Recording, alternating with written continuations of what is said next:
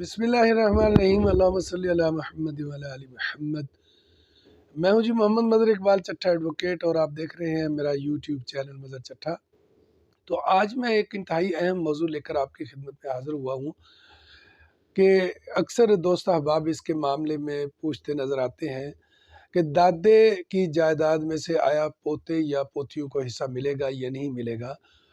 تو اس کی وضاحت کے لیے میں آپ کی خدمت پہ حاضر ہوں۔ تو اس کی وضاحت کچھ یوں ہے کہ مسلم آئلی جو آرڈیننس 1961 ہے، اس کی دفعہ 4 کے تحت دادے کی جائیداد میں پوتا حقدار ہے اور اس کی پوتیاں بھی حقدار ہیں، اور وہ اسی طرح ٹریٹ ہوں گی جس طرح اس کا باپ جو ہے وہ زندہ ہوتا ہے۔ اسی طرح اس کا اگر اس کا باپ یا اس کی ماں جو ہے وہ زندہ ہوتی تو اس کو حصہ ملنا تھا، بالکل عین اسی طرح اس کو حصہ ملے گا۔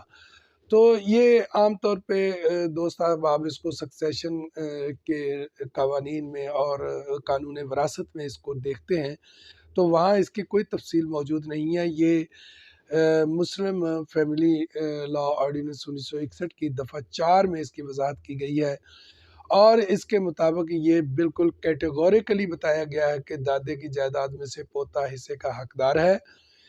اور اس میں ایک ابہام جو ہے وہ عام طور پہ سامنے آتا ہے کہ وہ کہا جاتا ہے کہ جناب اس پہ فیڈرل شریعت کورٹ نے ایک فیصلہ دیا ہے کہ یہ جو دفعہ 4 ہے مسلم آرڈیننس کی، یہ جو ہے غیر شرعی ہے۔ تو اس کے بارے میں گزارش یہ ہے کہ بالکل یہ فیصلہ دیا ہوا ہے، لیکن اس فیصلے کے خلاف سپریم کورٹ سے اسٹے آرڈر جاری ہو چکا ہے، حکم امتناعی آج جاری ہو چکا ہے، اور اس حکم امتناعی میں باقاعدہ طور پر یہ کہا گیا کہ یہ جو فیڈرل شریعت کورٹ نے کہا ہے کہ یہ غیر شرعی سیکشن ہے، سیکشن 4، تو یہ اس کی وضاحت کرتے ہوئے سپریم کورٹ نے اس اسٹے آرڈر میں لکھا کہ یہ قطعاً شریعت کے خلاف نہیں ہے، لہٰذا اس پہ کافی عرصے سے ایک اسٹے آرڈر چل رہا ہے، اور وہ فیصلے جو ہیں این اسی طرح ہی ہو رہے ہیں جیسا کہ سیکشن 4 میں کہا گیا ہے۔ تو اس کے بعد جو ہے کافی سارے فیصلے ہیں، کافی سارے اس پہ کیس لا ہیں، تو بالکل اس اسٹے آرڈر کی جو نفی کرتے ہیں۔ تو اس لیے بالکل یہ ایک بات طے ہے کہ دادے کی جائیداد میں سے پوتے کو حصہ ملے گا۔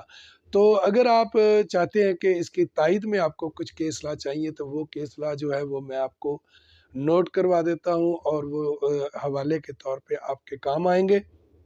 تو اس میں جو ہے جی کہ سب سے پہلا جو ہے یہ میں نے آپ کے لیے کافی سارے کیس لا نکالے ہوئے ہیں، تو آپ صرف کاغذ پینسل اٹھائیے اور اس کو لکھتے جائیے۔ میں آہستہ آہستہ لکھواؤں گا تاکہ جو ہے آپ کو لکھنے میں آسانی ہو۔ تو پہلا ہے جی LR 1979 ریونیو، اس کا پیج ہے 23۔ دوسرا کیس لا ہے NLR 1980 سول SC 29 پیج۔ تیسرا کیس لا ہے 2016 CLC 154، اور اس کے بعد تیسرا کیس لا ہے کہ NLR 1979 سول ریونیو 23۔ تو اس کے بعد PLJ 1991 59، اور اس کے بعد ہے کہ جناب 2001 CLC 182، اور اس کے بعد کیس 2001 CLC 182، ہاں یہ سوری میں پہلے بتا چکا ہوں آپ کو۔ اگلا کیس جو ہے جی 2002 CLC 450 پیج، اور اس کے بعد PLD 1960 سپریم کورٹ یعنی SC 1051، اس کے بعد 1999 CLC 211 پیج، 1995 MLD 1583، اس کے بعد ہے جی PLD 1983 لاہور 546 پیج۔ اسی طرح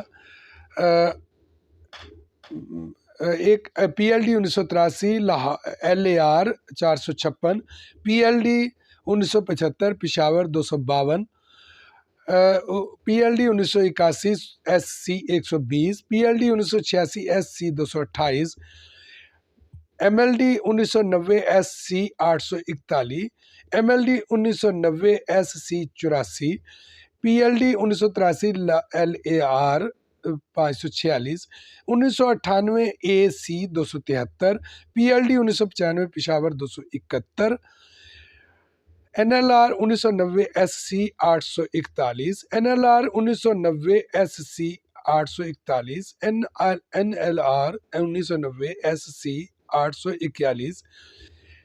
تو یہ کیسلا کا افسر موجود ہیں، جو اس میں کچھ لیٹسٹ بھی ہیں۔ ایک لیٹسٹ آپ بھی ججمنٹ نوٹ کر لیجئے، جو 1998 میں 1998 MLD 1857 پیج اور 1998 SCMR 1812 پیج اور PLD 1990 SC 1051 پیج۔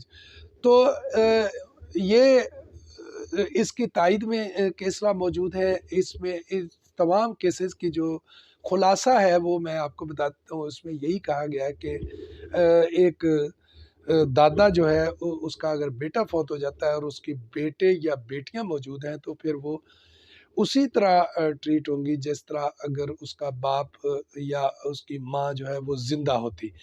تو مختصراً یہی ہے کہ دادے کی جائیداد میں سے پوتے کو بھی حصہ ملے گا، پوتی کو بھی حصہ ملے گا، قطعاً ان کو محروم نہیں کیا جا سکتا۔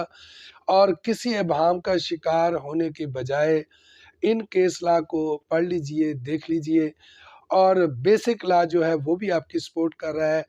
رہ گئی چھوٹی سی بات اس کے درمیان وہی کہ وہ جناب فیڈرل شریعت کورٹ، تو فیڈرل شریعت کورٹ کا فیصلہ جو ہے وہ جب سٹے آرڈر ہو جائے تو اس کے بعد وہ بالکل اس کی جو عمل درآمد رک جاتا ہے، تو اس کی حیثیت پھر اس وقت اس دوران کوئی نہیں رہتی، چہ جائے کہ supreme court, honourable supreme court جو ہے اس پر کوئی فیصلہ دے۔ تو امید ہے کہ آپ کو یہ میرا ویلاگ جو ہے بڑا پسند آیا ہوگا۔ تو اگر پسند آیا تو ایک لائک جو ہے وہ ضرور کر دیجئے گا۔